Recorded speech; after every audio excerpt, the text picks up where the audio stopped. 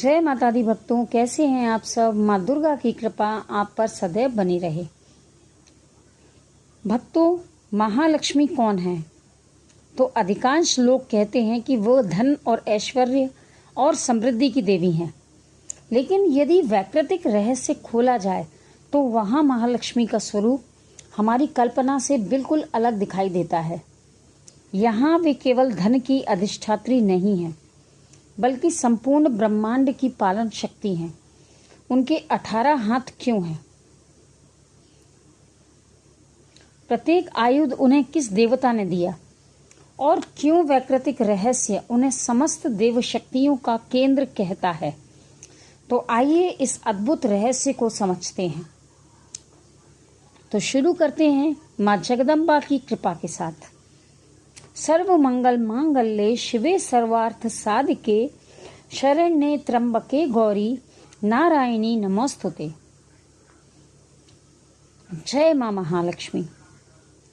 प्रिय साधकों, पिछले एपिसोड में हमने महाकाली के स्वरूप को समझा कि माँ महाकाली का क्या स्वरूप है वैकृतिक रहस्य में।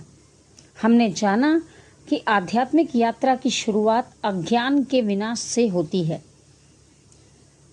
अज्ञान का विनाश यानी माँ महाकाली। लेकिन भक्तों, अज्ञान हट जाने के बाद क्या होता है? क्या केवल अंधकार हट जाना ही पर्याप्त है?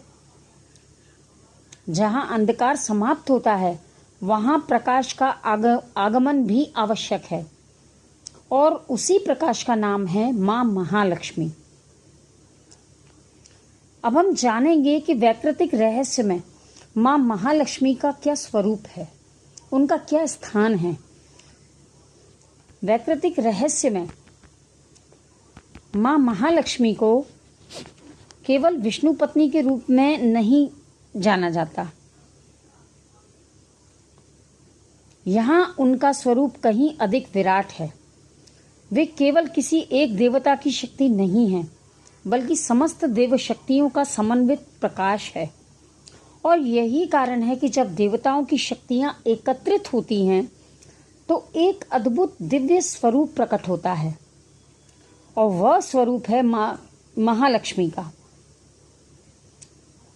माँ महालक्ष्मी से संकेत मिलता है कि जब जीवन के सभी सद्गुण एक साथ जागते हैं तभी वास्तविक दिव्यता प्रकट होती है।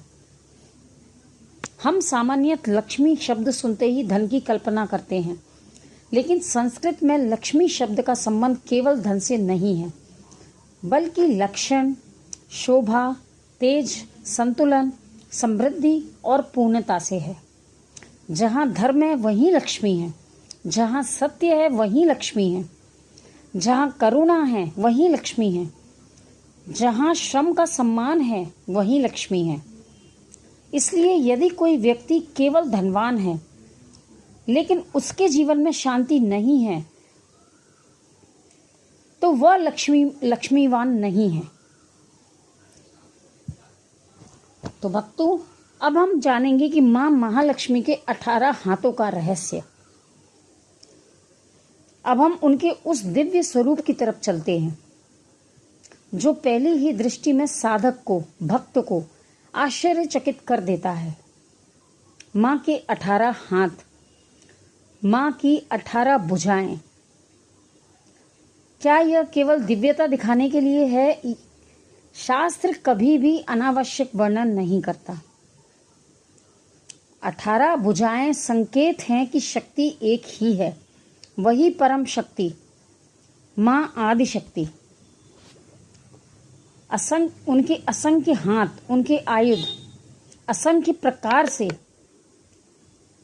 संसार का संरक्षण करते हैं। जिस प्रकार एक माता एक ही दिन में अनेक भूमिकाएं निभाती है, ममता भी देती है, अनुशासन भी सिखाती है, रक्षा भी करती है, मार्गदर्शन भी देती है, तो उसी प्रकार महालक्ष्मी की प्रत्येक भुजा सृष्टि के एक विशेष कार्य का प्रतिनिधित्व करती है। वैकृतिक रहस्य में वर्णित आयुध केवल युद्ध के उपकरण नहीं हैं, वे जीवन के सिद्धांत हैं। चक्र हमें कर्म की गति सिखाता है, शंख हमें धर्म की उद्घोषणा का संदेश देता है, गदा हमें धैर्य और शक्ति का स्मरण कराती है। कमल हमें सिखाता है कि कीचड़ में रहकर भी निर्मल कैसे रहा जाए। इसलिए जो व्यक्ति केवल चित्र देखता है, केवल माँ की मूर्ति देखता है और केवल माँ के हथियार देखता है, उसकी मनोदशा कुछ और होती है। लेकिन जो भक्त, जो साधक माँ को निहारता है, माँ को देखता है, उसे जीवन का दर्शन दिखाई देता है। 18 आयुध उन्हें किस देवता ने दिए? प्रत्येक आयुध का आध्यात्मिक अर्थ क्या है? तो महिषासुर वध से पहले महालक्ष्मी का यह स्वरूप क्यों प्रकट होता है? और वैकृतिक रहस्य महालक्ष्मी को संपूर्ण शक्ति का केंद्र क्यों कहता है? यही प्रश्न मुझसे अभी किसी ने पूछा। तो वैकृतिक रहस्य का संदेश इससे कहीं अधिक गहरा है। प्रत्येक आयुध, प्रत्येक मुद्रा, प्रत्येक अलंकार एक आध्यात्मिक सिद्धांत का प्रतिनिधित्व करता है। शास्त्र हमें यह नहीं सिखाता कि हम केवल आयुधों की गिनती करें। वह चाहता है कि हम उनके पीछे छिपे संदेश को समझें। देवी महात्म्य में वर्णन आता है कि जब महिषासुर का अत्याचार असहनीय हो गया, तब सभी देवताओं का तेज एक होकर देवी के दिव्य स्वरूप में प्रकट हुआ। इसके बाद प्रत्येक देवता ने अपनी अपनी शक्ति का प्रतीक आयुध मां को अर्पित किया। यह केवल युद्ध की तैयारी नहीं थी, यह एक महान आध्यात्मिक संदेश था। जब धर्म संकट में हो तो सभी सद्गुणों को एक साथ जागृत होना पड़ता है। केवल शक्ति पर्याप्त नहीं होती, केवल करुणा पर्याप्त नहीं है। जीवन में संतुलन तब आता है जब सभी दिव्य गुण एक साथ कार्य करते हैं। यही महालक्ष्मी का विराट स्वरूप है। भगवान विष्णु का सुदर्शन चक्र माँ के हाथ में पहुँचते ही एक नया संदेश देता है। चक्र हमें बताता है कि जीवन कभी स्थिर नहीं रहता। समय चलता रहता है, कर्म चलता रहता है। जो आज बोया जाएगा वही कल फल बनकर लौटेगा। इसलिए महालक्ष्मी का चक्र केवल अस्त्र नहीं, कर्म फल के शाश्वत नियम का प्रतीक है। शंख का रहस्य। शंख की ध्वनि केवल युद्ध का संकेत नहीं है। भारतीय परंपरा में शंख धर्म की घोषणा का प्रतीक है। जब शंख बजता है तो वह केवल कानों तक नहीं पहुंचता, वह चेतना को जगाने का आह्वान करता है। कि जैसे मानो माँ कह रही हो कि जागो, अपने जीवन का उद्देश्य पहचानो। कमल। अब उस कमल की ओर देखिए जिस पर माँ विराजमान है। कमल की सबसे बड़ी विशेषता क्या है? वह कीचड़ में जन्म लेता है, लेकिन कीचड़ उसे स्पर्श नहीं कर पाती। और यही माँ महालक्ष्मी का संदेश है। संसार में रहो, कर्तव्य निभाओ, धन कमाओ, परंतु संसार की चीजें तुम्हारे मन को मलिन न कर पाएं। यही वास्तविक समृद्धि है। गदा का रहस्य। गदा केवल बल का प्रतीक नहीं है, वह धैर्य और स्थिरता का प्रतीक है। आज मनुष्य छोटी सी कठिनाई में टूट जाता है, लेकिन महालक्ष्मी सिखाती हैं कि जो धैर्य नहीं रख सकता वह समृद्धि को भी संभाल नहीं सकता। धैर्य समृद्धि का रक्षक है। धन का वास्तविक अर्थ। यही वैकृतिक रहस्य हमारी सबसे बड़ी भ्रांति दूर करता है। हमने लक्ष्मी को केवल धन तक सीमित कर दिया, लेकिन शास्त्र कहता है कि जिस घर में प्रेम है वहाँ लक्ष्मी है,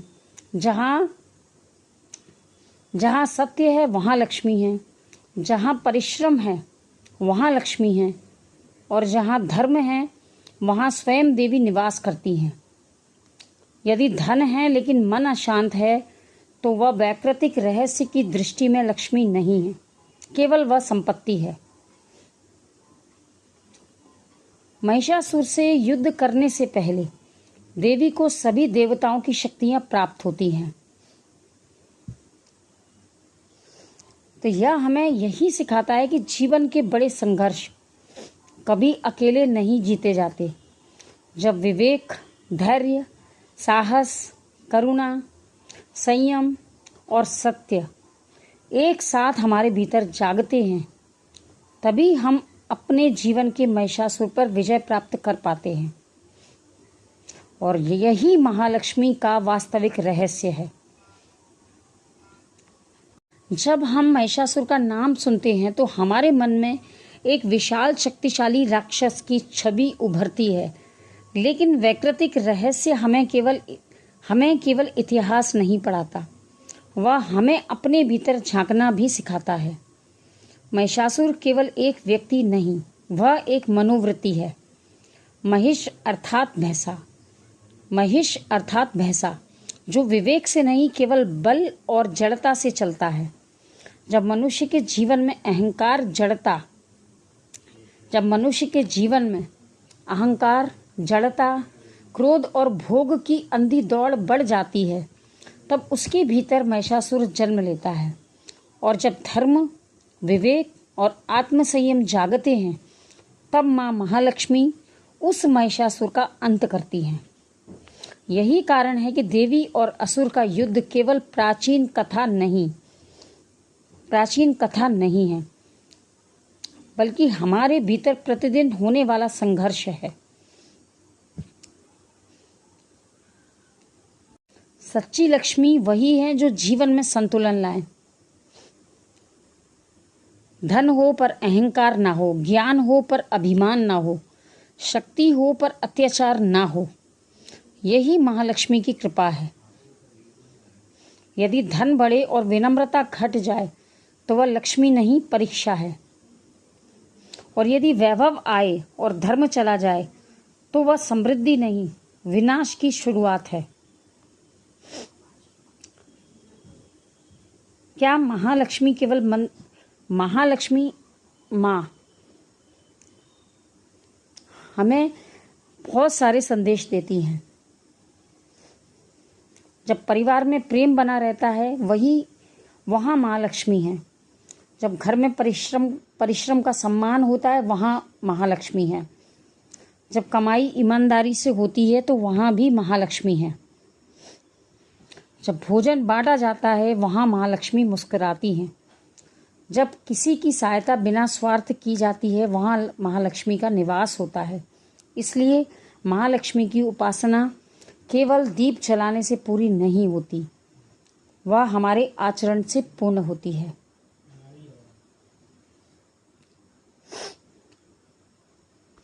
माँ महाकाली ने हमें भीतर का अंधकार हटाना सिखाया।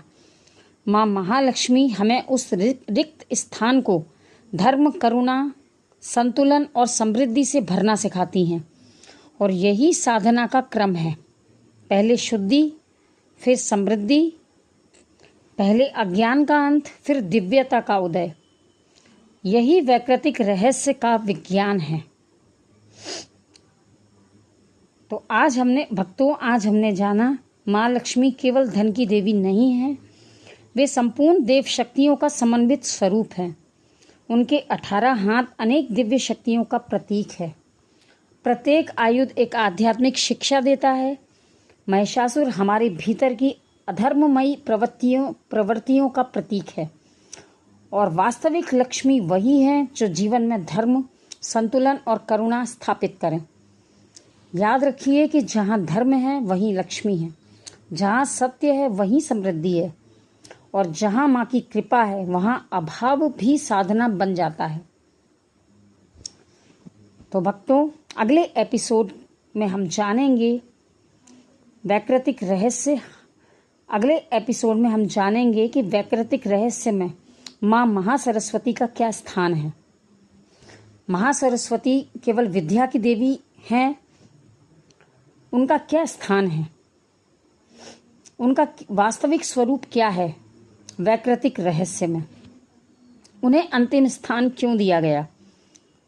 ज्ञान और मुक्ति का संबंध क्या है और क्यों कहा गया कि शक्ति का सर्वोच्च रूप ज्ञान ही है। तो इन्हीं दिव्य रहस्यों के साथ हम अगले एपिसोड में फिर मिलेंगे। तो ज़्यादा से ज़्यादा इस वीडियो को शेयर कीजिए, माँ के भक्तों तक पहुँचाइए, चैनल को सब्सक्राइब कीजिए और ऐसे ही जुड़े रहिए, अपना सपोर्ट बनाए रखिए। जय माता दी, जय माँ महालक्ष्मी, जय माँ Bhavani. Thank you so much for watching my video.